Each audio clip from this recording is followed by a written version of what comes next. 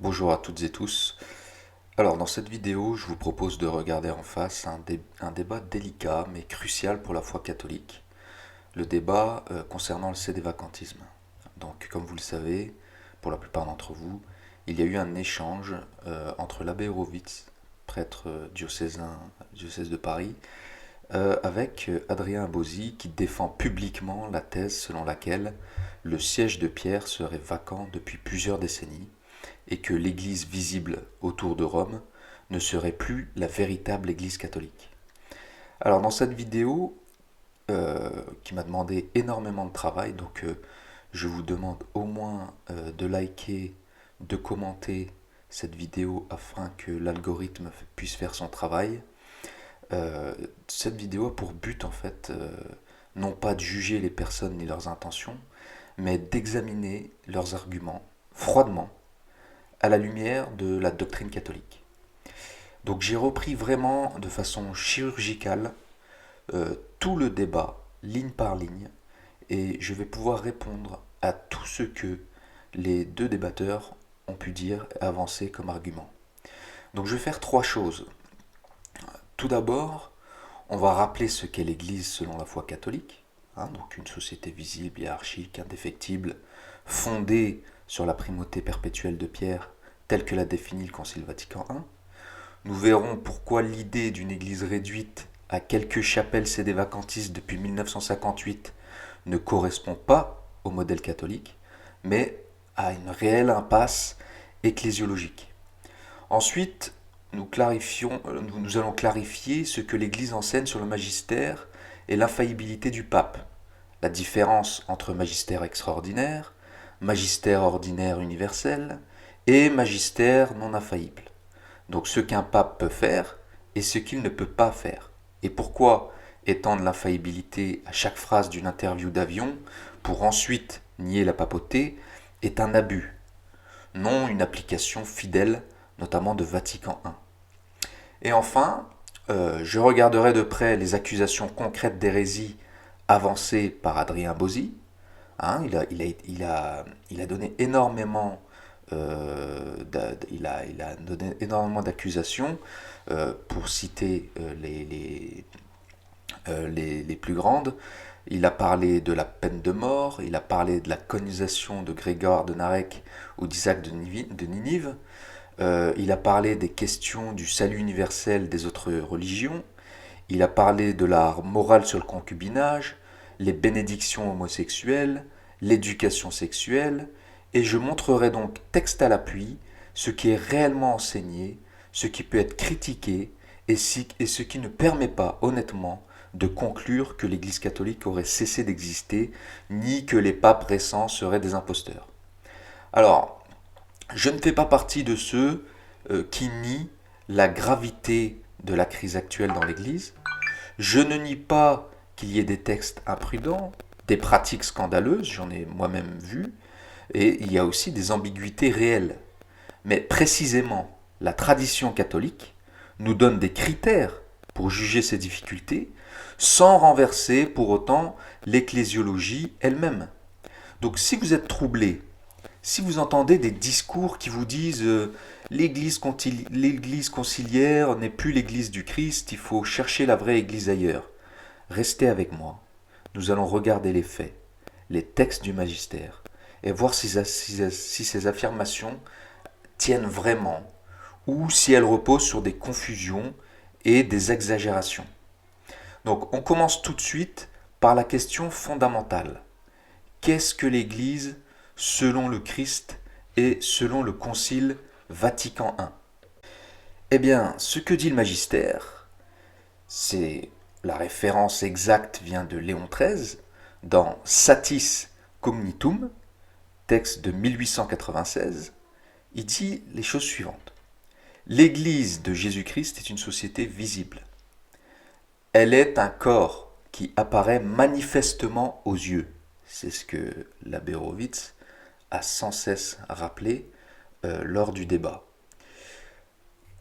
Et ce qu'il faut dire aussi là-dessus, c'est que euh, Léon XIII rejette explicitement l'idée d'une église purement invisible et spirituelle. Pie XII, dans Mystici Corporis, en 1943, il dit que l'Église est le corps mystique du Christ, mais ce corps, c'est l'Église catholique, société visible. L'unité de foi et de gouvernement est visible et perceptible au sens. Donc, c'est une idée qui a été reprise textuellement par Abosi via Léon XIII et Pie XII. Vatican I, dans Pastor Aeternus, en 1870, il est dit « Le Christ a institué Pierre comme principe perpétuel et fondement visible de l'unité, de foi et de communion. » Donc la conclusion doctrinale est claire. L'Église voulue par le Christ n'est pas un petit groupe caché, difficile à trouver comme l'a dit l'abbé Horowitz très justement, n'est pas sans hiérarchie clairement identifiable. La hiérarchie de ces vacantistes est totalement inidentifiable. Elle n'est pas non plus sans lien avec un siège apostolique réel. Donc elle doit être une société visible, avec une hiérarchie déterminée, un pape, des évêques, des prêtres, et identifiable de façon stable à travers l'histoire. Donc, regardons l'application contre le schéma d'Abosi. Abosi affirme que la véritable Église, aujourd'hui, se trouve dans les chapelles non-unacum, c'est-à-dire de petits groupes dispersés, sans reconnaissance canonique, qui sont souvent inconnus du commun des fidèles, parfois en conflit entre eux. Il ne faut pas croire que la relation entre les pseudo-prêtres et des vacantistes, c'est pas le monde des bisounours. Or, selon Léon XIII, Pie XII et Vatican I, l'Église est une société visible. Donc, une Église réduite à des poches quasi clandestines, sans centre visible reconnu, n'est pas le modèle catholique de l'Église. C'est un modèle gnostique ou protestant. Les vrais seraient une petite minorité, comme beaucoup de sectes protestantes l'affirment. Ils seraient également invisibles ou presque, contre l'ensemble visible. Donc là, on peut reprendre l'observation de l'abbé Horowitz, qui, lui, pour un converti lambda, il donnait l'exemple du converti lambda. Par exemple, un converti lambda, il y a la paroisse locale, il y a le diocèse, il y a un évêque, il y a un pape, il y a des tribunaux, il y a des nonciatures, etc. Et de l'autre côté, chez les sédévacantistes, vous avez quelques chapelles, souvent inconnues. Alors, Adrien Abosi nous demande d'aller sur leur site, un site franco-français, qui n'a aucune universalité, aucune reconnaissance. C'est du clandestinat. Il n'y a aucun lien clair avec une autorité universelle. Or, l'Église du Christ, selon les pères et les papes, est comparable à une ville sur la montagne, comme l'a clairement dit l'abbé Horowitz. C'est un chandelier, c'est une haute montagne visible de loin. Et donc, nous citons encore, et je reprends la citation de saint Augustin comme l'a fait l'abbé Horowitz, mais en tirant la bonne conclusion. Pour saint Augustin, l'Église catholique est répandue dans le monde entier et ne peut pas être cachée. Donc ce modèle colle avec l'Église catholique visible, le Rome, les diocèses, etc. Pas avec quelques dizaines ou centaines de chapelles éparpillées. L'Église officielle a besoin d'être visible. Vatican I est la primauté de Pierre et la perpétuité du siège. Abosi appuie beaucoup de choses sur ce texte. Il faut le citer proprement. Et on va montrer que le gros problème d'Adrien Abosi, c'est qu'il force l'interprétation. Le texte clé de Vatican I, qui s'appelle Pastor Aeternus, chapitre 2, eh bien, il est dit en substance, je résume fidèlement ce qui est écrit en latin, il est écrit « Le Christ a établi Pierre comme principe de l'unité. Ce que le Christ notre Seigneur, prince des pasteurs, a établi dans le bienheureux apôtre Pierre, doit perpétuellement demeurer dans l'Église, qui, fondée sur le roc, subsistera ferme jusqu'à la fin des temps. Si donc quelqu'un dit que ce n'est pas par l'institution du Christ ou de droit divin que le bienheureux Pierre a des successeurs perpétuels dans sa primauté, sur toute l'Église, eh bien qu'il soit anathème. Donc, les points à souligner ici, c'est que la perpétuité de la primauté, ça veut dire que Pierre a des successeurs perpétuels dans cette primauté. Cette primauté doit demeurer dans l'Église jusqu'à la fin des temps. L'Église, dans ce cas, est ici envisagée comme un tout historique, pas comme une poignée de fidèles épars. Donc ce que fait Abosi, sa manœuvre est la suivante. Il concède la perpétuité de la primauté en droit. Il y a une lignée de papes en principe. Mais il dit, ça ne signifie pas qu'il doit y avoir en fait un pape à chaque époque, sans longue période de vacances. Donc, 60-70 ans ou plus sans pape serait compatible avec Vatican I. Or, c'est faux. C'est totalement faux. Vatican I ne définit pas zéro jour de vacances, c'est vrai. L'Église a connu des vacances de siège. D'ailleurs, l'abbé Horowitz a parlé de cela, et j'y reviendrai là-dessus tout à l'heure s'il le faut, je peux vous le dire. La seule vacance qu'il y a eu du siège, elle a duré exactement 1009 jours. Voilà, 2 ans et 9 mois. C'est la seule vacance. Voilà, il n'y en a pas eu d'autres. Je reviendrai si vous voulez en détail tout à l'heure pour réfuter ce qu'a voulu dire Adrien Abosi à ce sujet. Donc, mais Vatican I dit que ce que le Christ a institué doit perpétuellement demeurer dans l'Église. Pierre a des successeurs perpétuels dans sa primauté sur toute l'Église. Donc cela présuppose un exercice normal et habituel de cette primauté à travers tous les siècles.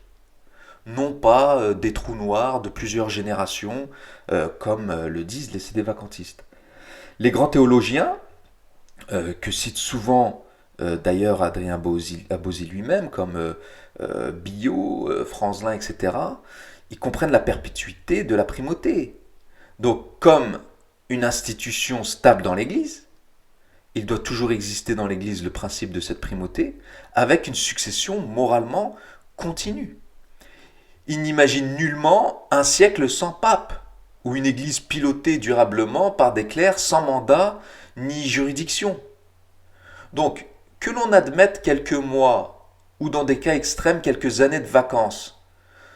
D'ailleurs, ces années de vacances sont, dans l'histoire, sont au sein de l'Église, jamais l'Église, durant ces années de vacances, a reconnu qu'il n'y avait plus de pape. C'était juste que les élections furent un peu longues, le conclave fut long, mais l'Église était toujours pilotée, notamment par ses cardinaux. Vous voyez ? Donc, il peut y avoir, dans des cas extrêmes, comme ça a été à l'époque, quelques années de vacances. Le grand maximum, ça a été moins de 3 ans. Mais cela ne remet pas en cause la perpétuité de la primauté telle que Vatican I l'a définie. En revanche, dire que pendant plus de 60 ou 70 ans, il n'existe aucun pape, aucun cardinal, aucune hiérarchie ayant juridiction, mais seulement des prêtres auto-constitués qui se reconnaissent comme la vraie Église, cela contredit non pas un détail disciplinaire, mais ça contredit la structure même qui était définie par Vatican I. La question de la vacance. Jusqu'où peut-on aller ? Les faits historiques, on va les donner. Adrien Abosi. L'histoire connaît des vacances de siège après des décès de papes ou lors de conclaves compliqués. La plus longue vacance réelle, au sens d'absence de pape élu, c'est celle de 1268 à 1271. Ce fut la vacance entre le pape Clément IV et Grégoire X, 2 ans et 9 mois, comme l'a dit très justement l'abbé Horowitz. On a aussi des périodes de confusion, anti-pape, pape contesté, mais jamais une église qui fonctionne pendant 60 ans ou plus sans chef visible, sans conclave, sans cardinaux catholiques et avec seulement des prêtres indépendants. Donc, l'Église peut subir des crises graves, des antipapes, des interrègnes un peu longs, mais elle n'a jamais fonctionné ni doctrinalement ni canoniquement comme une sorte de fédération de chapelles privées coupée de tout siège apostolique. Donc faire de cette situation exceptionnelle et non prévue une norme depuis 1958, c'est sortir de ce que Vatican I appelle très justement la perpétuité de la primauté. Alors, concernant la vacance-succession, quelle est la limite? Il y a un point intellectuel important. La succession suppose une chaîne réelle. Un pape, des cardinaux légitimes, un conclave et donc un successeur. Le sédévacantisme pur et dur crée un problème insoluble. Comme il n'y a plus de pape, il n'y a plus de collège cardinaliste catholique, donc tout serait moderniste pour eux. Donc il n'y a même plus moyen de restaurer un pape. On aboutit donc à une église sans principe de régénération en ce qui concerne la primauté. Donc, faisons le lien maintenant avec Vatican I.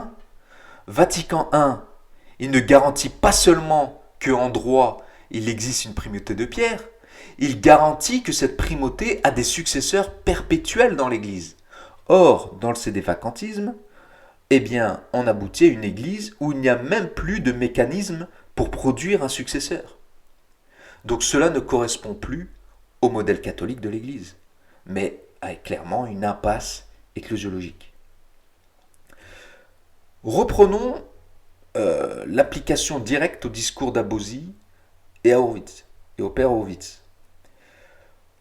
Ce qu'il faut reconnaître comme étant juste dans le point d'Abosi, c'est que oui, un pape ne peut pas, dans un acte magistériel dûment qualifié, imposer l'hérésie à toute l'Église. Ça, c'est vrai. Oui, la foi catholique ne peut jamais s'effondrer totalement. Très vrai. Mais on va montrer l'excès. Il étend cette impossibilité à pratiquement toute parole du pape, même dans l'avion. Et il conclut, dès que quelque chose lui semble hérétique, cela ne peut pas être un pape. Donc c'est une inversion totale du principe catholique. Au lieu de partir de la promesse du Christ et de lire les papes actuels dans ce cadre, il commence son propre jugement privé et ajuste ensuite l'ecclésiologie. C'est ce que font d'ailleurs tous les prêtres sédévacantistes. Il a raison, l'abbé Horowitz. Il a raison de souligner l'indéfectibilité. Il a raison de souligner la visibilité. Il a raison de souligner l'absurdité d'un dernier pape vu vivant par un ancien combattant de 14. Il a raison de souligner la difficulté pratique pour un catéchumène ordinaire de trouver ses chapelles. Je vous montre maintenant un schéma très clair pour vous expliquer ce qu'est le magistère, en tout cas les différentes formes de magistère. Nous avons le magistère extraordinaire qui est infaillible, donc c'est tout ce qui concerne les définitions ex cathedra du pape seul tiré de Vatican I, Pastor Aeternus. Donc quand le pape, en tant que pasteur et docteur suprême de tous les chrétiens, définit par un acte définitif une doctrine de foi ou de mœurs, qu'il entend lier toute l'Église. C'est à ce moment-là, en fait, que c'est infaillible, lorsqu'il impose à tous les chrétiens de croire.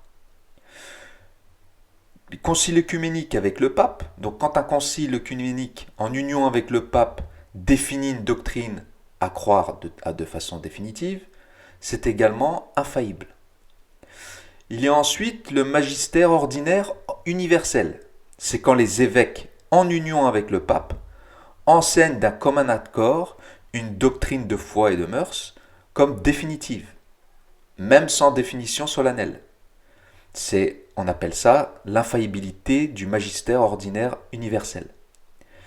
Et ensuite, il y a le magistère ordinaire authentique, qui est non infaillible.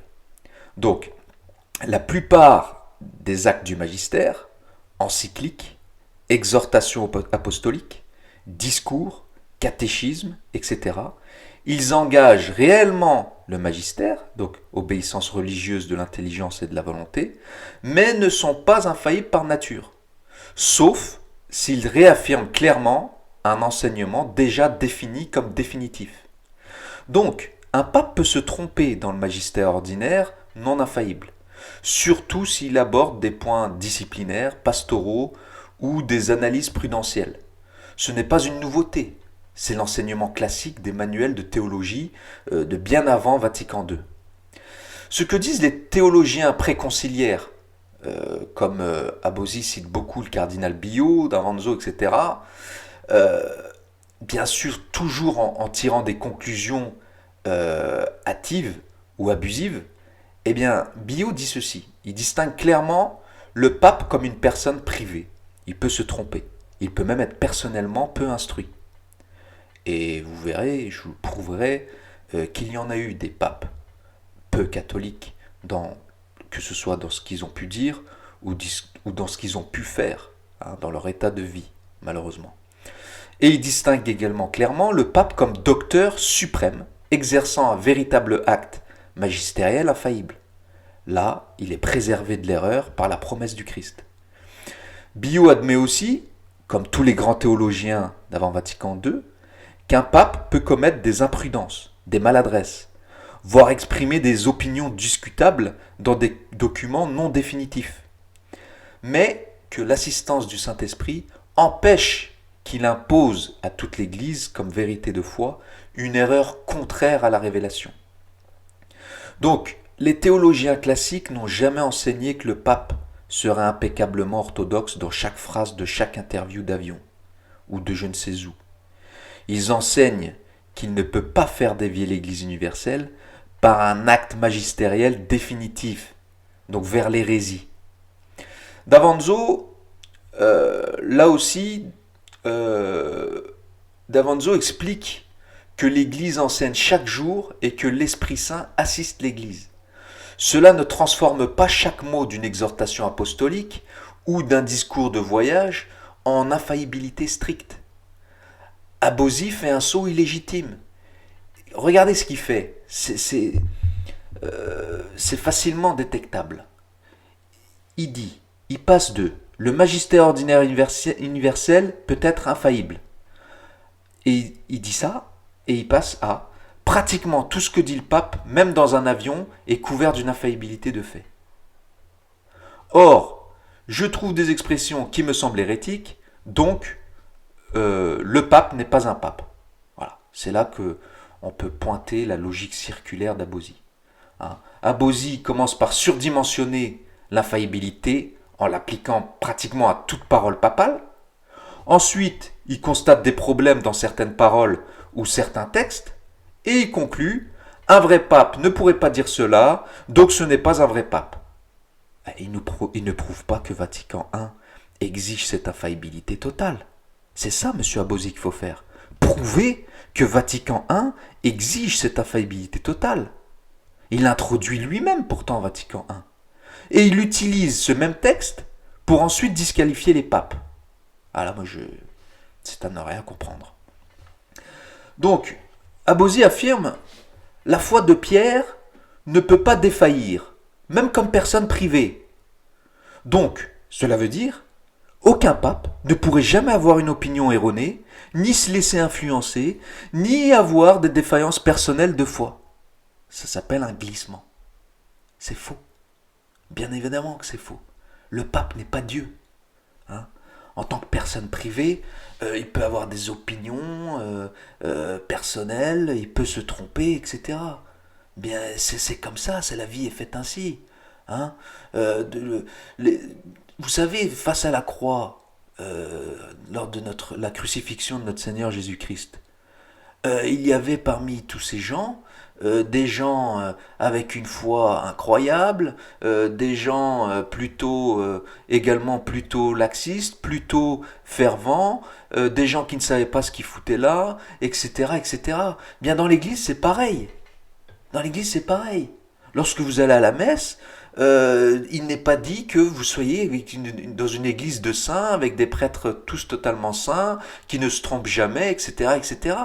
Il faut aussi accepter la réalité humaine de l'église. Et oui, sinon on passe à côté. Sinon on devient des idéalistes complètement utopiques. Mais ce chemin mène forcément au schisme. Et oui.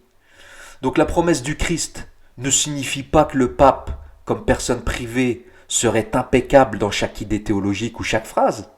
Elle signifie que, comme chef de l'Église, il ne fera pas dévier l'Église universelle de la foi catholique lorsqu'il l'enseigne de manière définitive. Donc, à Bouzy, il exige de la part de tout vrai pape une impeccabilité doctrinale absolue en tout temps. Puis il compare cette exigence à des interviews, à des passages discutables d'exhortation, et en déduit que ces papes ne sont pas papes. La foi catholique n'enseigne pas que le pape sera préservé de toute imprudence et de toute ambiguïté dans chaque document ou chaque interview. Ça, c'est totalement traditionnel de le dire. Elle enseigne qu'il ne peut pas, en tant que pape, engager l'Église universelle à croire l'hérésie. C'est une nuance décisive. Si on ne prend pas cette nuance en considération, on ne peut pas avoir la foi catholique. On finira forcément schismatique ou hérétique, ou voire même apostat face à l'imperfection et au doute que cela peut susciter. Adrien a utilisé comme exemple euh, cette interview du pape François dans l'avion où il dit « Le Seigneur sauvera tout le monde, mais il ne faut pas le dire trop fort. » Il a aussi cité d'autres déclarations sur les autres religions, la grâce, etc. Je vais revenir d'ailleurs sur tous ces points de façon précise, et juste après également, nous aurons un chapitre consacré à tout ce qu'ont fait des papes avant Vatican II. Je vous donnerai des exemples concrets de ce qu'ont fait des papes qui n'étaient vraiment pas très catholiques non plus. Mais ce qu'il faut retenir là-dedans, c'est que bien évidemment, ce qu'a dit le pape François est scandaleux. C'est indéfendable, d'un point de vue catholique, c'est indéfendable.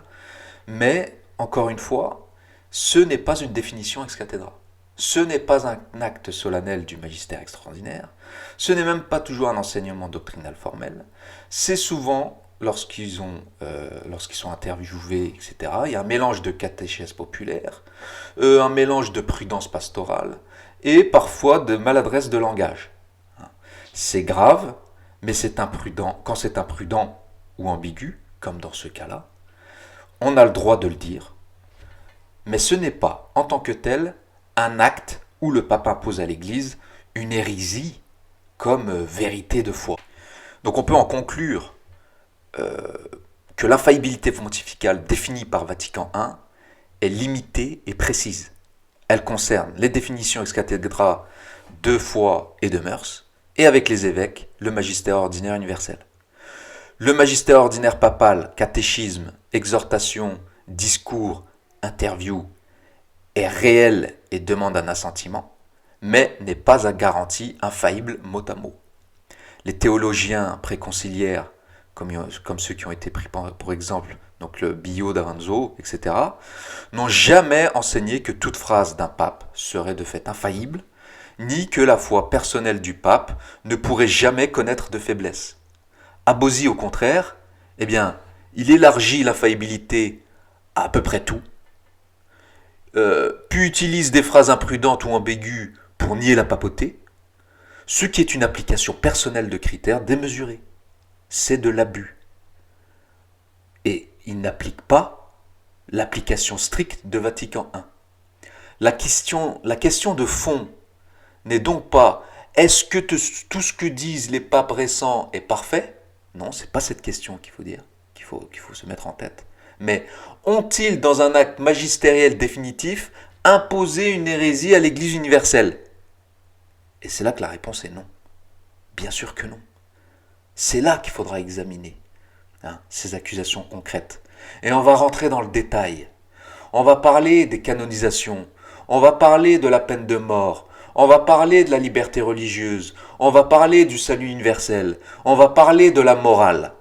On va reprendre tous les points, toutes les accusations d'Abosi, une par une. Alors, la peine de mort, l'accusation d'Abosi.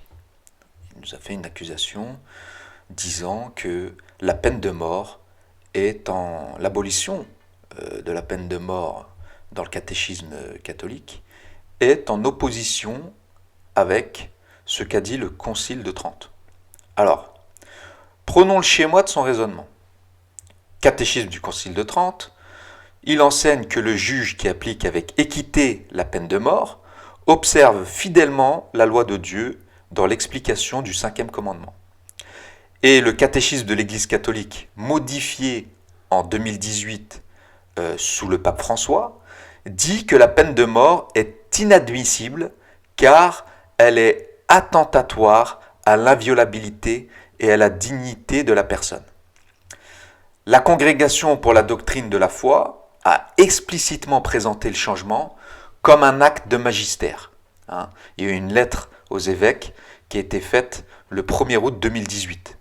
Donc pour Abosi, la doctrine a changé sur un point de morale qui touche au cinquième commandement, comme il a dit dans le débat. C'est une contradiction ce que 30 juges fidèles à la loi de Dieu aient déclaré implicitement ou explicitement contraire à l'Évangile. Un tel changement est impossible dans l'Église, donc les papes ne sont pas papes. Voilà le raisonnement fidèle de Adrien Abosi.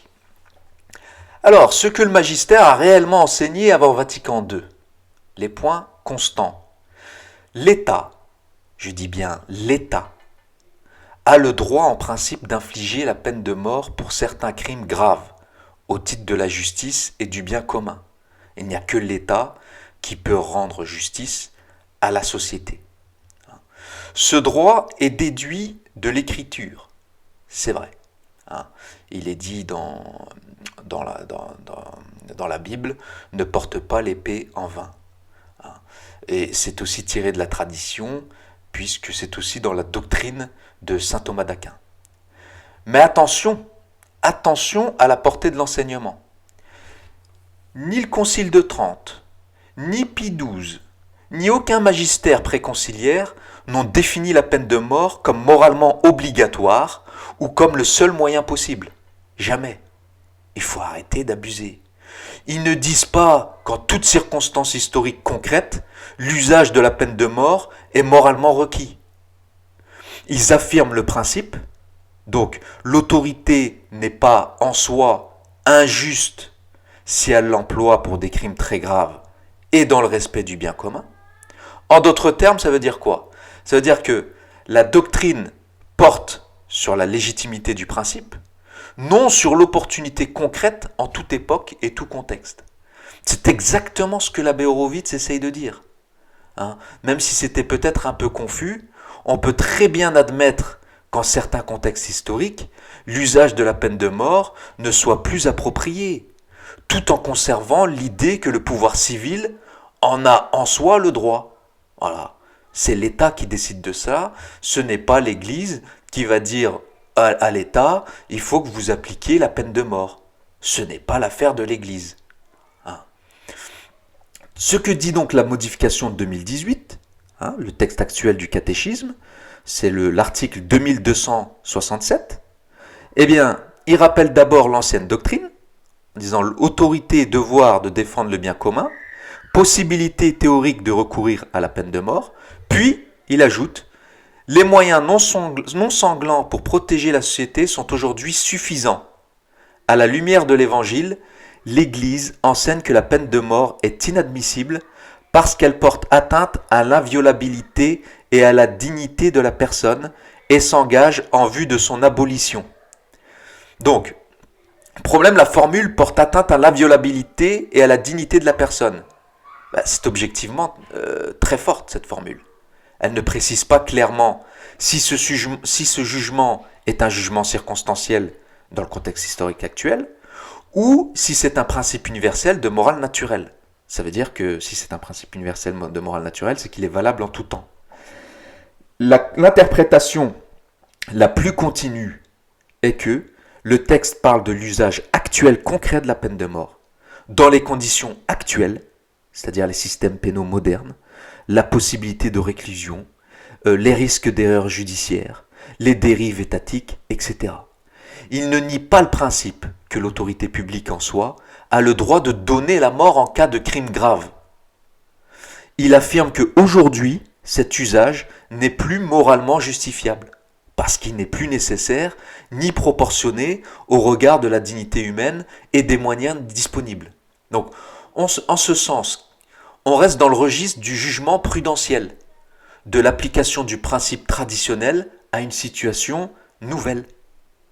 Le magistère avant Vatican II n'a jamais enseigné que la peine de mort était en tout temps et en tout lieu un devoir moral. Il a enseigné qu'en principe, l'autorité publique pouvait, pour le bien commun, y recourir. Donc la modification de 2018 ne nie pas explicitement ce principe. Elle affirme qu'aujourd'hui, compte tenu des moyens de détention et des risques, cet usage concret est inadmissible. C'est discutable, on peut en débattre, mais ce n'est pas une négation explicite de la doctrine antérieure. C'est un jugement prudentiel, dans le magistère ordinaire non infaillible, donc sur l'exercice concret de ce droit. Voilà. Donc, pourquoi ce n'est pas la preuve d'un faux pape ? Le Concile de Trente n'a pas défini dogmatiquement que la peine de mort est toujours et partout un bien. Il a admis sa légitimité de principe, en s'appuyant sur l'écriture. Et en 2018, le catéchisme ne définit pas ex cathedra un dogme. Il propose une évaluation théologico-pastorale de l'usage de ce droit dans le contexte de 2026, enfin des années 2000. Donc la théologie catholique reconnaît depuis longtemps que la hiérarchie des peines, leurs opportunités, leurs formes relèvent en grande partie de la prudence politique des autorités, et que le magistère peut donner des orientations, parfois contestables comme jugement prudent, sans engager l'infaillibilité. Donc on peut critiquer la rédaction de 2018, la trouver imprudente ou confuse, et là vous verrez que personne ne sera d'accord. Tout le monde a ses sensibilités personnelles quant à ce sujet, et c'est pour ça que ce n'est pas un dogme. Et donc il est complètement injuste de la part d'Adrien Abosi de parler d'ici d'hérésie formelle. C'est objectivement excessif. Il n'y a pas noir sur blanc la négation d'un dogme défini, mais c'est une évolution dans l'appréciation morale d'un moyen pénal, dans un magistère non infaillible. Cela ne suffit absolument pas pour conclure que le pape François ne serait pas pape et que le siège est vacant depuis 1958. Parlons maintenant des canonisations de Grégoire de Narek et d'Isaac de Ninive. L'accusation d'Abosi est la suivante. Pour Grégoire de Narek, il affirme que c'est un monophysite, jamais catholique. Jean-Paul II l'aurait canonisé. François en a fait un docteur de l'Église. Donc, canonisation d'un hérétique, ce qui implique impossible pour un vrai magistère. Donc, vous êtes dans une fausse Église. Pour Isaac de Ninive, il affirme que c'est un nestorien, jamais catholique. François l'aurait canonisé également. En réalité, c'est une vénération liturgique. Et donc, sa thèse sous-jacente, comme d'habitude, à Adrien Abosi, un hérétique ne peut pas être saint, car il ne professe pas la foi catholique, donc ne peut pas exercer de manière héroïque la vertu de foi. Or, une canonisation est un acte du magistère extraordinaire, au moins infaillible sur la sainteté de la personne, donc canonisation d'un hérétique égale magistère extraordinaire corrompu. Donc, mes chers amis, vous n'êtes pas dans une vraie église. Voilà en gros ce qu'a dit Adrien Abosi sur ces deux canonisations. Alors, pour pouvoir discuter de ce sujet, il faut déjà rappeler ce que signifie une canonisation d'un point de vue théologique.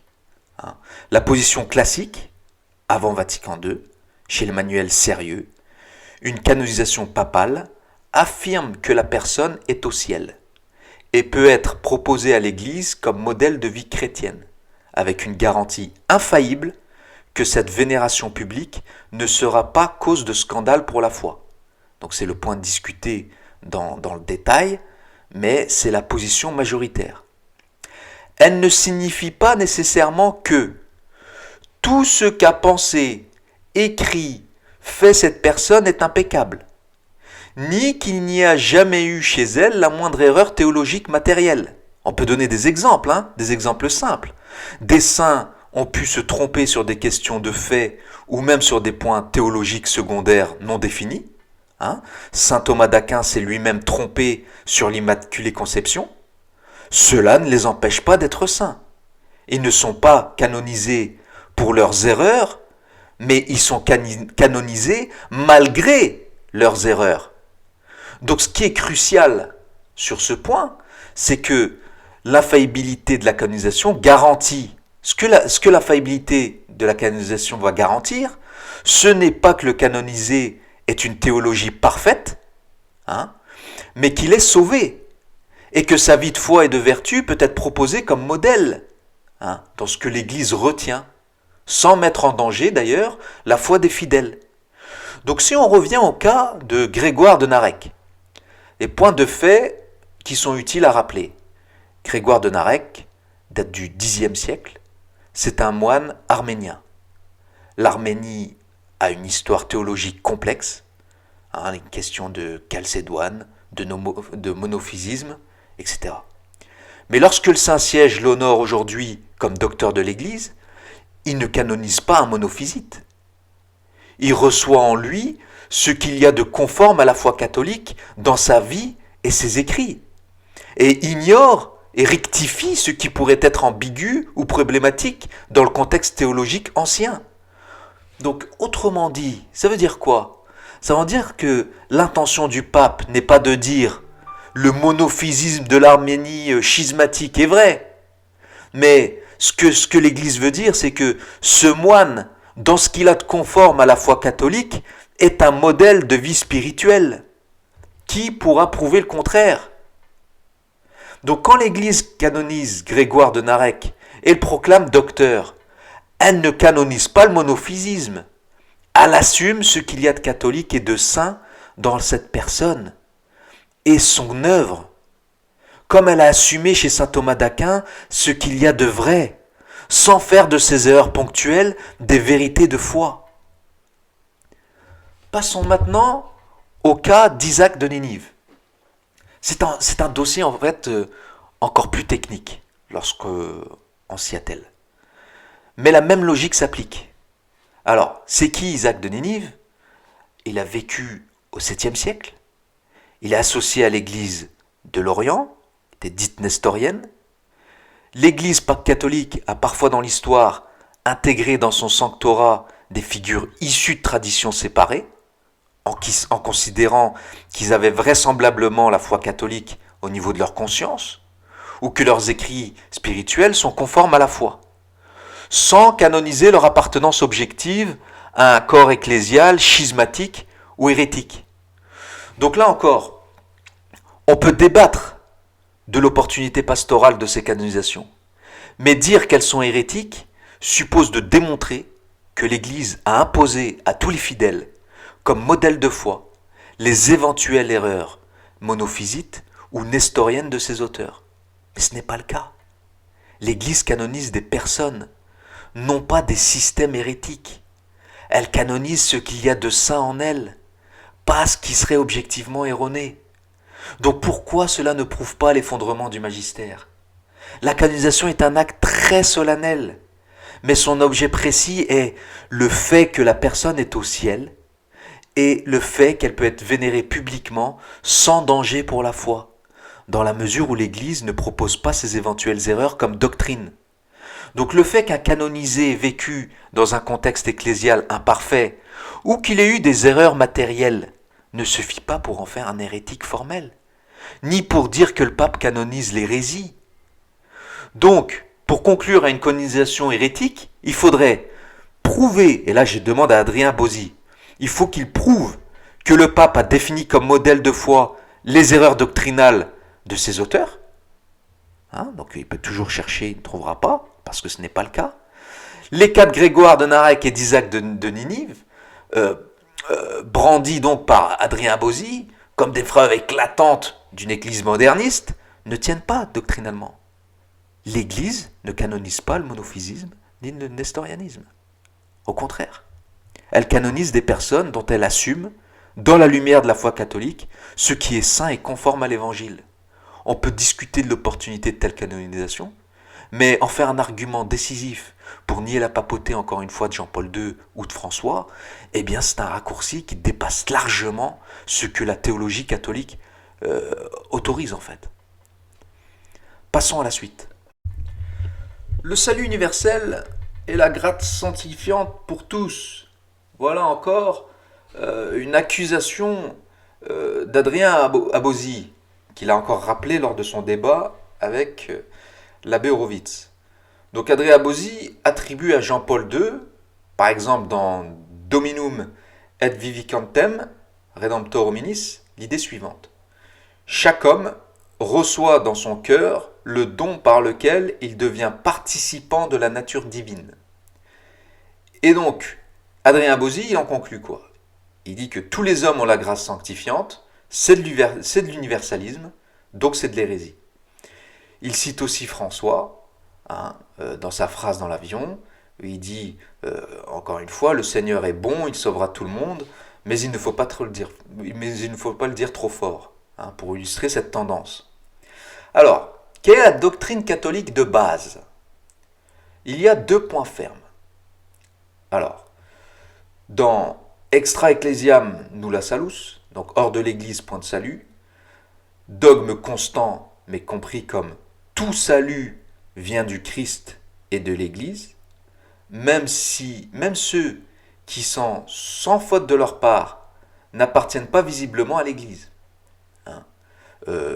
Notre Seigneur Jésus-Christ n'est pas prisonnier de ses sacrements, et le Christ agit bien évidemment sur toutes ses créatures. Le seul moyen d'être sauvé, c'est bien sûr de passer par le Christ, par son instrument qui est l'Église, mais l'Église va au-delà de ses murs. Donc qu'est-ce que ça veut dire? Ça veut dire qu'il y a une grâce suffisante qui est offerte à tous les hommes. Pie XII, Vatican II, tout le magistère le dit. Dieu offre à tous les hommes une grâce suffisante pour se convertir et être sauvés. C'est ça qui est universel. La volonté salvifique universelle. Cela ne veut pas dire que tous accueillent cette grâce. C'est ce qu'on appelle la grâce efficace. Il y a des gens qui peuvent refuser cette grâce. Donc, dire que Dieu veut le salut de tous, ça c'est catholique. C'est entièrement catholique.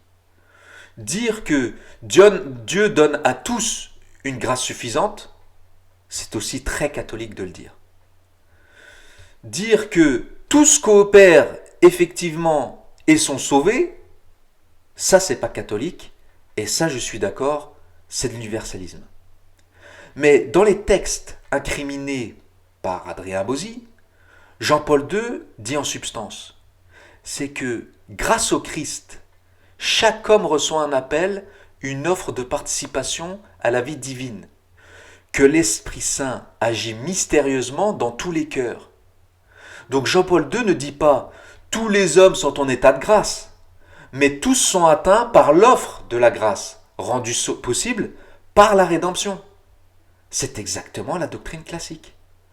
Donc, tous ont vocation à la participation à la nature divine, tous les hommes, quels que soient les hommes sur terre, quelle que soit leur culture, leurs origines, leur religion. Tous reçoivent des moyens suffisants durant leur vie, mais seuls ceux qui y consentent réellement, par la foi et la charité, explicitement d'ailleurs ou implicitement, reçoivent la grâce sanctifiante. Donc Abozy, il y est texte de Jean-Paul II, comme si toute mention de la grâce pour tous les hommes signifiait automatiquement que tous les hommes sont actuellement en état de grâce. Donc, s'ils sont tous en état de grâce, cela voudrait dire qu'ils sont tous sauvés.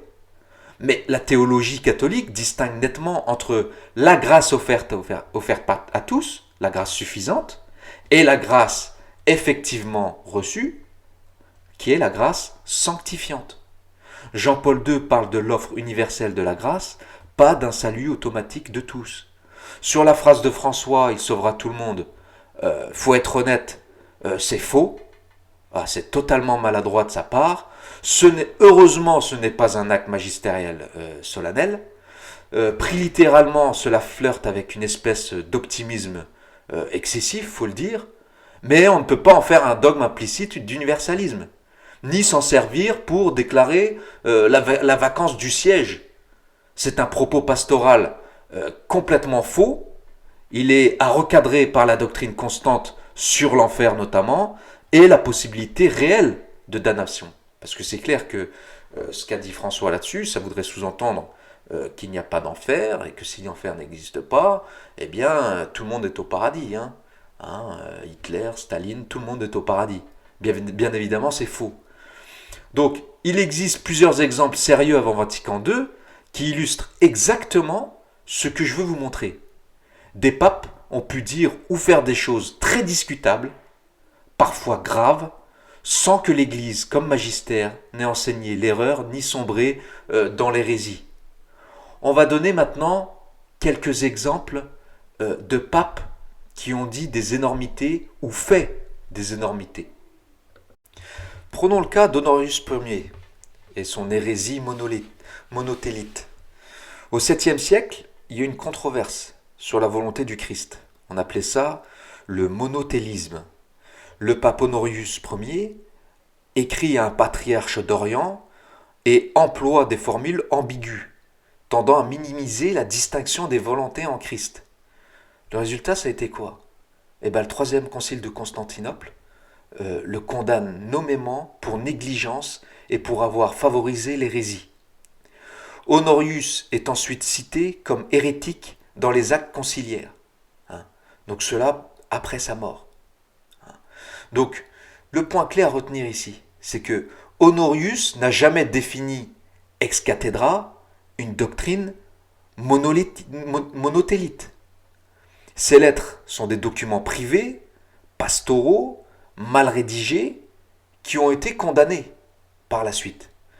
Donc l'Église, par un concile œcuménique, corrige un pape défaillant dans sa manière de gérer une controverse. Et pourtant, tout cela a été fait sans que la foi de l'Église n'ait changé. Donc Honorius Ier montre qu'un pape peut mal gérer une controverse, employer des formules très dangereuses, être condamné après sa mort, sans que l'Église ait pour autant enseigné officiellement l'hérésie. La distinction entre la personne et le magistère est donc une donnée de l'histoire, pas une invention post-Vatican II. Prenons cette fois l'exemple du pape Jean XXII et sa vision béatifique. Alors au XIVe siècle, le pape Jean XXII prêche dans plusieurs sermons que les âmes des justes ne voient pas Dieu face à face. Tout cela avant la résurrection générale, mais seulement après le jugement dernier. C'est contraire à la doctrine reçue. Donc il y a eu des réactions énormes. Les théologiens, les universitaires, les cardinaux s'y ont opposés. Au moment de mourir, Jean XXII rétracte publiquement son opinion. Son successeur, Benoît XII, définit dogmatiquement la vraie doctrine dans la Constitution Benedictus Deus en 1336. Les âmes des justes voient Dieu immédiatement après la purification. Donc, ce qu'il faut souligner ici, c'est que ces sermons de Jean XXII n'engagent pas le magistère infaillible. Ce ne sont ni des définitions ex cathedra, ni des actes du magistère ordinaire universel. L'Église a rectifié, et c'est un pape qui a défini le dogme contraire par la suite. Donc Jean XXII a enseigné en chair publiquement une opinion erronée sur un point très grave. Il a été contredit, puis corrigé. Donc si on appliquait la logique sédévacantiste, il faudrait dire que sermon public égale magistère, égale hérésie, donc plus de pape. Mais j'imagine qu'il y avait également des Adrien Abosi à l'époque. Il y a eu des Adrien Abosi à toutes les époques. Des sédévacantistes, il y en a eu à toutes les époques. Il y aura toujours des gens scandalisés et qui, pris de nerfs, ou de scandale fuiront et se diront que ce n'est pas un pape ou ce n'est pas l'Église, etc. Ce n'est pas prêt de s'arrêter, il ne faut pas croire. Le sédévacantisme ne date pas de 1958. Après tous les conciles, il y en a eu. Il y a toujours des gens pour s'offusquer et se scandaliser. Eh oui, ça fait aussi partie de la foi d'obéir. Eh oui, et il y a des fois des épreuves de foi dans les crises. Et oui, la fidélité à l'Église fait partie de la foi. Si on devait tous se barrer à chaque fois qu'un pape dit ou fait quelque chose qui nous plaît pas ou qui est contre la foi ou qui est contre le magistère, eh bien, il faudrait changer d'église comme de chemise, j'ai envie de dire. Donc, ce qu'elle a fait l'Église, elle a fait autre chose. Elle a distingué entre opinion privée, même exprimée par le pape, et définition magistérielle. Puis elle a défini la vérité directement par son successeur. Le pape Libère, au IVe siècle, le pape Libère a subi une forte pression de l'empereur arien Constance II. Il a fini par signer un formulaire ambigu sur la foi, qui évite en fait le terme consubstantiel et semble faire des concessions à l'époque à ce qu'on appelle les semi-ariens. Beaucoup de catholiques le considèrent comme une faiblesse grave. Mais, encore une fois, il ne promulgue jamais pour l'Église universelle un enseignement arien comme dogme. L'Église continue, pourtant, de professer la foi de Nicée. Le pape Vigile, au VIe siècle, et les 3 chapitres. En fait, le pape Vigile, dans la controverse des 3 chapitres, change plusieurs fois de position sous les pressions de l'empereur Justinien.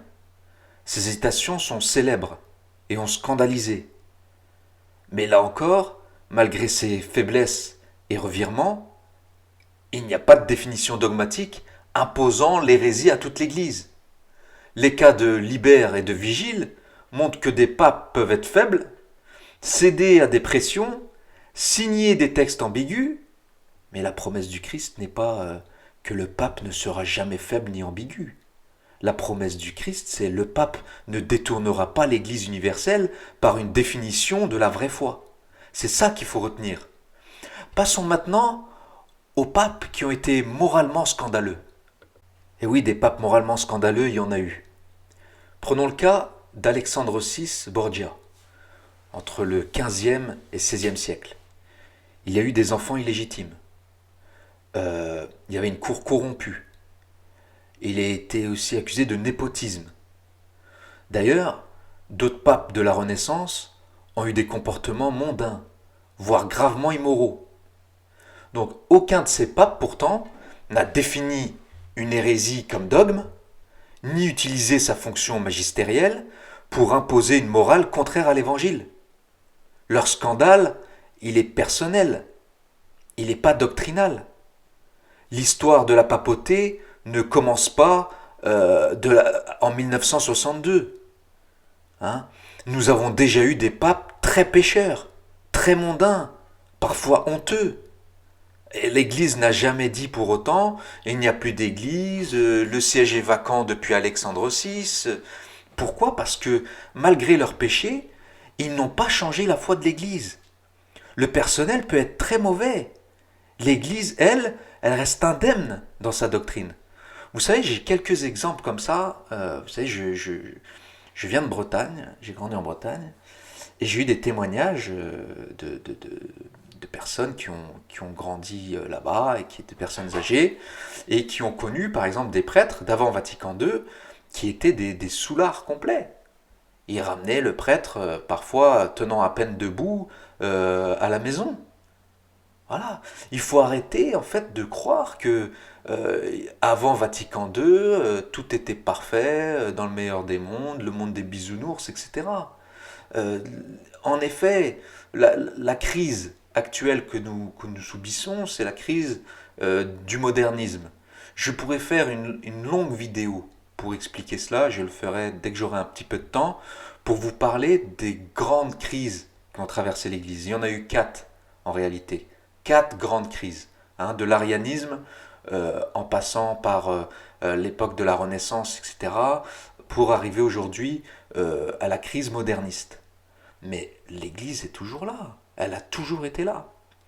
Donc, si on veut faire un lien avec ce qui a été dit dans le débat, hein, les projets du bréviaire, par exemple, humaniste, sous Nicolas V, les textes où l'on trouve des hymnes d'inspiration païenne, comme les a cités très justement l'abbé Horowitz, eh bien, il y a des critiques légitimes de ces tentatives, mais pas d'imposition définitive à l'Église entière comme norme de foi. Donc, même au niveau liturgique et disciplinaire, des papes ont pu soutenir de mauvais projets, qui ont ensuite été corrigés ou abandonnés. Cela, ça prouve une chose. Le pape n'est pas protégé de toute erreur.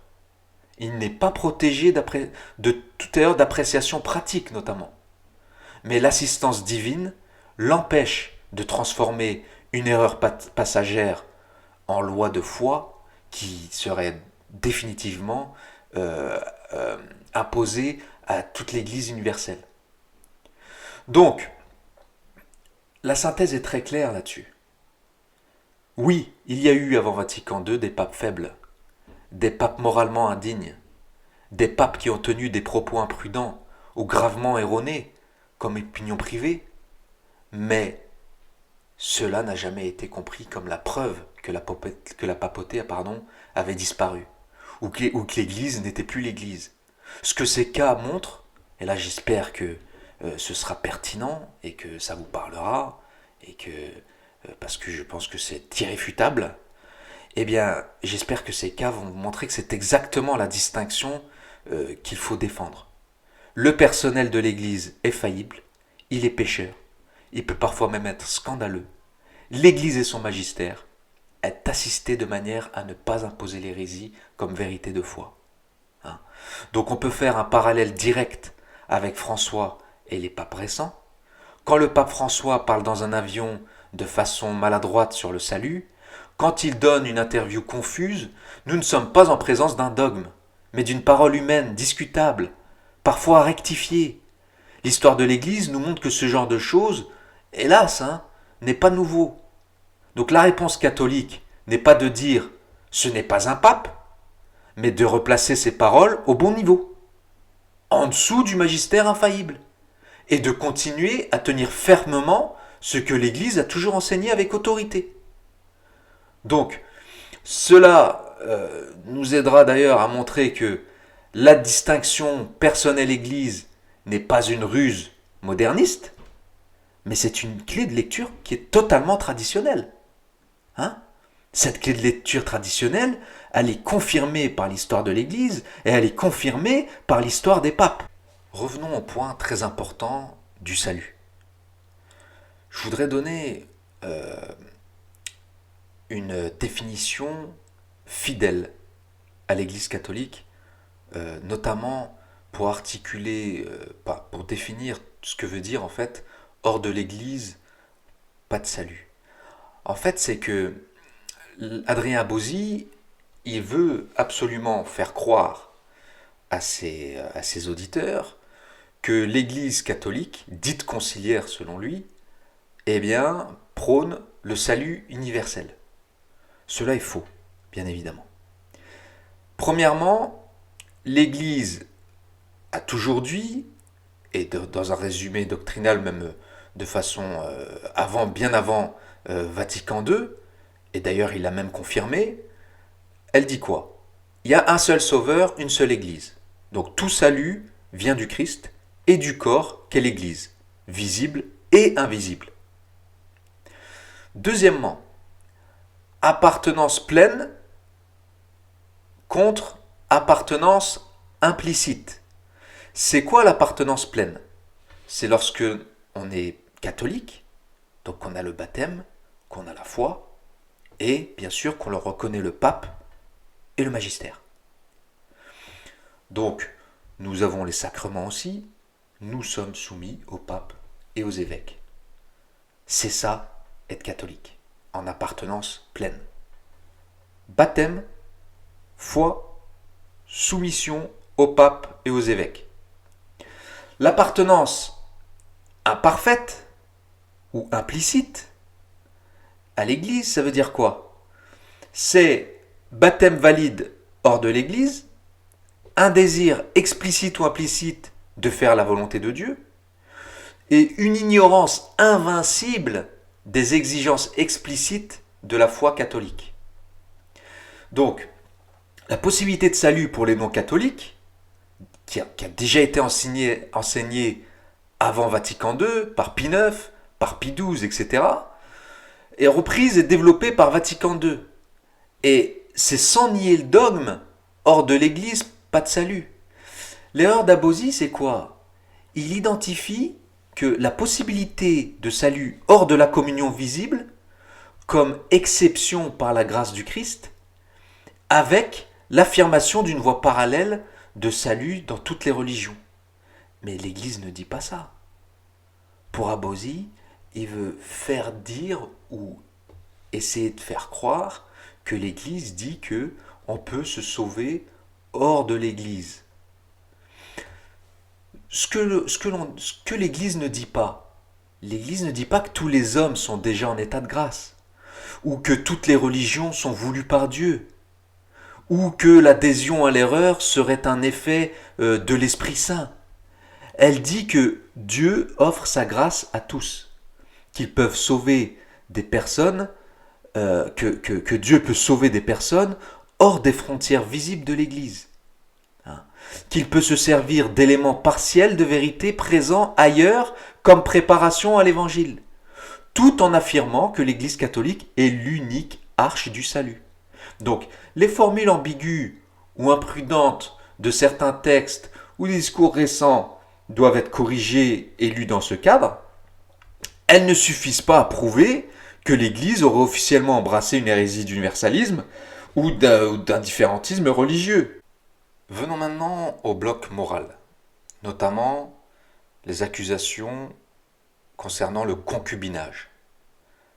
Abosi cite Amoris Laetitia, notamment le numéro 303, pour affirmer que le pape François enseigne que des divorcés remariés ou concubins peuvent vivre et mourir comme membres vivants de l'Église, qu'il n'est plus possible de dire que ceux qui sont en situation irrégulière vivent en péché mortel. Donc il conclut que la négation du péché grave, donc hérésie morale. Alors là, l'abbé Horowitz a été très clair et il a eu le très bon réflexe, c'est-à-dire que ce que dit vraiment la doctrine catholique, il suffit d'ouvrir le catéchisme de l'Église catholique, les articles 2390 et 2391, ils disent quoi? Ils disent que concubinage, union libre, relations sexuelles hors mariage offensent gravement la dignité du mariage, sont contraires à la loi morale. Un fidèle qui vit ainsi en pleine connaissance et consentement est en état de péché grave, en état de péché mortel. Bien évidemment, pour ceux qui ne le savent pas, pour qu'un péché mortel soit mortel, c'est-à-dire qui coupe de la grâce, et qui coupe de Dieu, du coup, et qui nous envoie en enfer, eh bien, il faut qu'il y ait matière. Cette matière est visible, mais il faut aussi qu'il y ait pleine volonté et pleine conscience. C'est-à-dire que on n'est pas forcé et qu'on soit conscient que cela est mortel. Je ne suis pas Dieu, je ne lis pas dans les reins, il est très difficile donc d'affirmer ou de deviner la volonté et la conscience des gens. On peut parler, nous, en tant qu'êtres humains, de choses visibles. Des concubins qui peuvent être, par exemple, en péché public, on peut le voir, parce que ça c'est concret. Donc, Amoris Laetitia ne change pas ses principes.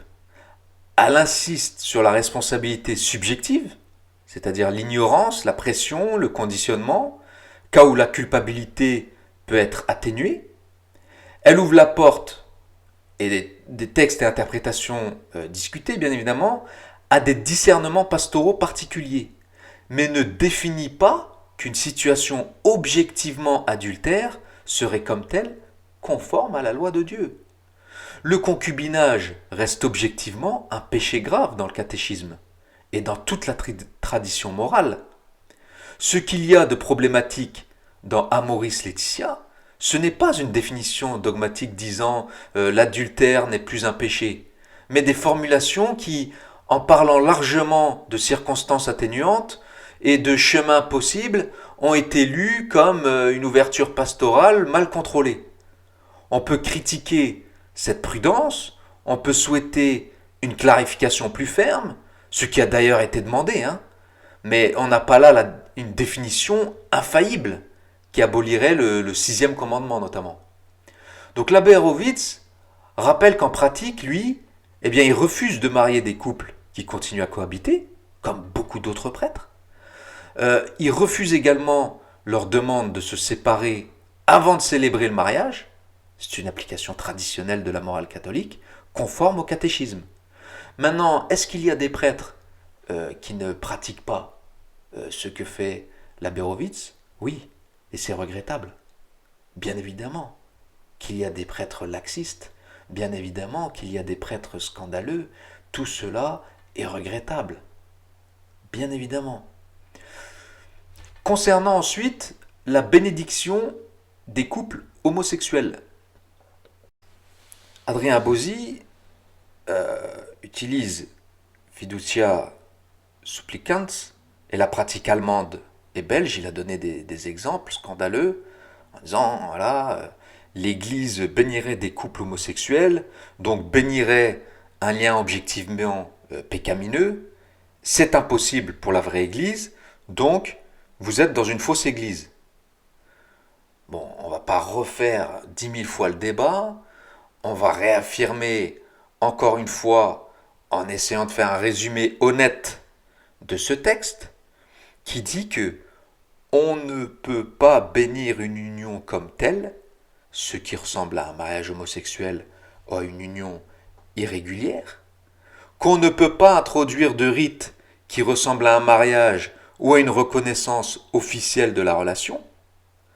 On introduit la possibilité de bénédiction spontanée de personnes qui se présentent en couple.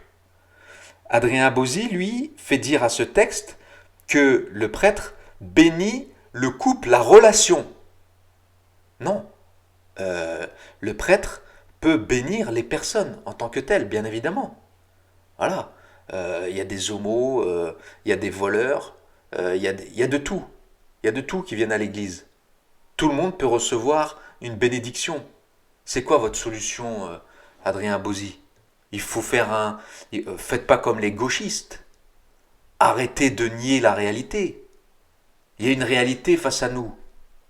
Des relativistes de partout, des modernistes de partout, des concubins, il n'y a plus de mariage, explosion des relations adultériennes, explosion des gens qui vivent en situation, des couples qui vivent en situation irrégulière. À faire quoi l'église? À dire dégage? Casse-toi, on veut pas de toi dans l'église? Faites demi-tour? Mais attendez, c'est pas du tout le principe. Hein. Ah là, je pense que c'est pas la pédagogie divine celle-là. Hein. Hein. Ça, c'est la pédagogie des pères fouettards. Donc, bien évidemment, là-dedans, il y a aussi une part humaine qui est très importante. Un prêtre n'est pas un autre. Moi, je ne suis pas une autorité pour dire comment tel ou tel prêtre doit agir. Tous les cas sont différents, etc. Vous pourriez peut-être poser la question à l'abbé Horowitz. Dans sa carrière, il a dû en voir des homosexuels, je pense. Il a dû en voir plusieurs. Ce serait intéressant d'ailleurs qu'il nous en parle. Comment il les accueille? Qu'est-ce qu'il leur dit? Comment il les exhorte? Comment il fait en sorte qu'ils puissent, malgré leur bonne foi en Jésus, en l'Église catholique, vivre en ayant cette cette inclinaison vers l'homosexualité. Vous voyez? Donc ne faites pas dire au texte hein, ce qu'il ne dit pas. Il n'y a pas de bénédiction du couple en tant que tel. Hein. Le texte insiste aussi sur le caractère non liturgique et en prétendant ne pas bénir la relation, mais les personnes qui demandent l'aide de Dieu. Le problème réel, en fait, c'est que dans la pratique et dans le ton du document, la confusion grave on parle de bénédiction de couple en situation irrégulière ou de même sexe, tout en disant qu'on ne bénit pas la relation. Donc, de nombreux évêques, théologiens, juristes ont critiqué cette ambiguïté. Donc, mais il faut être honnête. Fiducia supplicans est au minimum un texte très imprudent qui crée une confusion grave entre bénir des personnes pécheresses, ce qui est évidemment possible, et bénir de fait un couple en tant que couple. Mais il ne s'agit pas d'une définition dogmatique, encore une fois, ni d'un enseignement infaillible. C'est un document de la DDF qui s'auto-présente comme relevant de la pastorale et qui peut donc être critiqué, corrigé, limité dans son application, sans mettre en cause la nature même de l'Église. Donc ce qu'on peut dire, moi personnellement, ce que je peux dire, c'est que ce texte est dangereux, pour ne pas dire mauvais. Hein. Dire ça, c'est une chose. Par contre, en conclure que l'Église n'existe plus et qu'il n'y a plus de pape depuis 1958, c'est un saut que rien ne justifie théologiquement, et là, on devient complètement grotesque. Venons-en maintenant à l'éducation sexuelle. Ce que dit Abosi, c'est que Pie XI, dans Divini Ilius Magistri, condamnerait l'éducation sexuelle. Vatican II et le pape François parleraient d'éducation sexuelle positive et prudente, notamment des adolescents et des enfants. Donc cela implique un renversement donc du modernisme. Rappelons ce qu'a condamné le pape Pie XI en 1930. Alors, il visait les programmes d'éducation sexuelle détachés de la pudeur chrétienne. Il visait ceux qui étaient confiés à des laïcs ou à l'État et traitant la sexualité de manière technique, froide, sans la dimension morale et surnaturelle.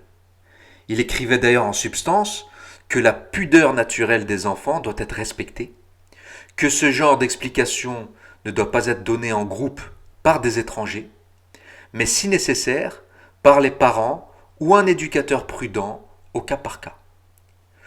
Ce que disent Vatican II et les papes récents, ils admettent la nécessité d'une formation affective et sexuelle, à la fois positive et prudente, qui doit être adaptée à l'âge et en mettant en avant la dignité de la personne, la finalité du mariage et surtout la chasteté. D'ailleurs, en 2016, la Congrégation pour l'éducation catholique a publié un texte qui s'appelle « La joie de l'amour », qui reprend exactement ces lignes. Je cite, en disant « Le rôle des parents, la prudence et la dimension morale. Il n'y a donc pas d'opposition de fond entre Pie XI et Vatican II sur ce point. Pie XI refuse une éducation sexuelle impersonnelle, dénudée de morale et de pudeur, qui serait confiée à l'État. L'Église actuelle insiste sur le rôle des parents et sur une formation intégrale de la personne, prudente, morale et respectueuse de la pudeur. Donc que certains milieux déforment cela en cours d'éducation sexuelle obscène, c'est un abus contre lequel on peut et doit réagir. Mais on n'a pas ici un renversement dogmatique. Encore moins une preuve que l'Église post-Vatican II serait une fausse Église. Alors pour conclure, je voudrais m'adresser à deux publics. D'abord à ceux qui se reconnaissent dans le sédévacantisme. Si vous avez été blessé par des scandales, par des paroles ambiguës, par des abus liturgiques ou moraux, franchement, votre indignation, elle est légitime. Il y a dans vos réactions un refus réel du relativisme, et c'est aussi le cas de nombreux catholiques qui font partie de l'Église. Je pense aussi que beaucoup de sédévacantistes ont un amour sincère pour la doctrine, un désir profond de sainteté, et donc ont une vision intégrale du catholicisme, et en cela, c'est très honorable. Je ne méprise d'ailleurs pas du tout ces choses-là. Euh, Bien sûr que même peut-être certains sédévacantistes sont des exemples en termes d'application des vertus, de morale et donc de comportement dans la vie. Et donc des vrais exemples en cela. Mais ce n'est pas parce que tout va mal ou qu'on prétend que tout va mal dans l'Église que l'Église a cessé d'exister. Ce n'est pas parce que des pasteurs faillissent que le Christ a abandonné sa promesse. Ce n'est pas parce que nous ne comprenons pas tout de suite d'ailleurs, que nous avons le droit de refaire nous-mêmes l'architecture de l'Église. Le sédévacantisme naît souvent d'un vrai zèle, oui, mais il aboutit à une impasse. Une Église réduite à quelques chapelles dispersées, pas de hiérarchie universelle reconnue, pas de moyens réels de restaurer la succession de Pierre, et finalement, sans la visibilité que le Christ a voulu pour son Église. Le sédévacantisme naît souvent d'un vrai zèle, mais il aboutit à une impasse. Une Église réduite à quelques chapelles dispersées, sans hiérarchie universelle reconnue, sans moyens réels de restaurer la succession de Pierre, et finalement, sans la visibilité que le Christ a voulu pour son Église. Revenir à la foi intégrale catholique, c'est aussi revenir à la foi dans l'Église telle que le Christ l'a instituée.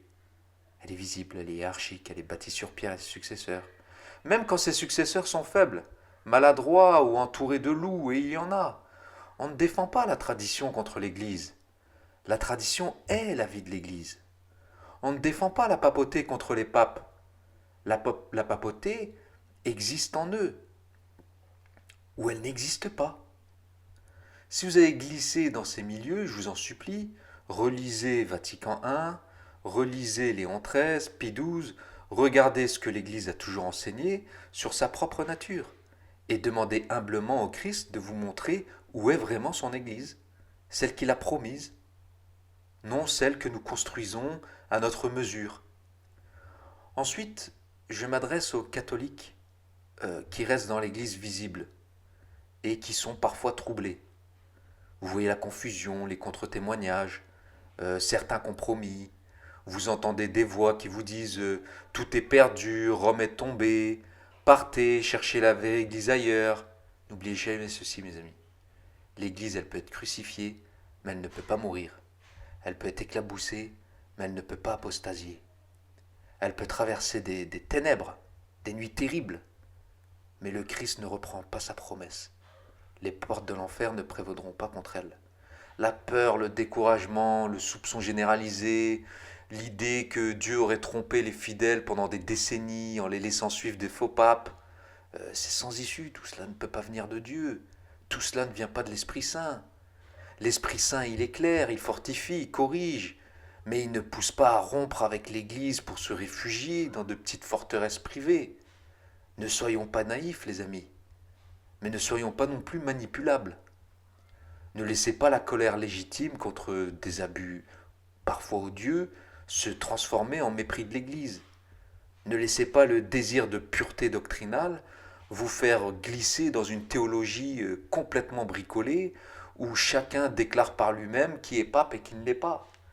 La vraie attitude catholique, comme elle a été hier, comme elle est aujourd'hui, comme elle sera demain, c'est d'aimer l'Église, même blessée, de défendre la foi, sans renverser la structure voulue par le Christ, de prier pour le pape et les évêques, de se sanctifier dans son état de vie, de s'attacher au sacrement, au catéchisme, à la doctrine sûre. Le diable se nourrit de peur et de doute. Hein, c'est l'esprit du diable. Le Christ, lui, donne la lumière, même au cœur de la tempête. La lumière et la paix. Alors restons dans le bateau de Pierre, même si ce bateau est parfois secoué. Tenons fermement la tradition, mais à l'intérieur de l'Église. Le combat, il se fait à l'intérieur de l'Église, pas contre l'Église. Et demandons à la Vierge Marie, Mère de l'Église, de nous garder dans la foi, dans la paix et dans l'obéissance vraie, celle qui ne confond pas la faiblesse des hommes avec la fidélité de Dieu. L'Église est à la fois très malade et pourtant indestructible. C'est notre mère. On ne quitte pas sa mère. On prie pour elle. On souffre pour elle. On se bat pour sa sainteté. Mais on reste avec elle jusqu'au bout. C'est une évolution disciplinaire, non un changement de dogme. Voilà mes amis, à très bientôt.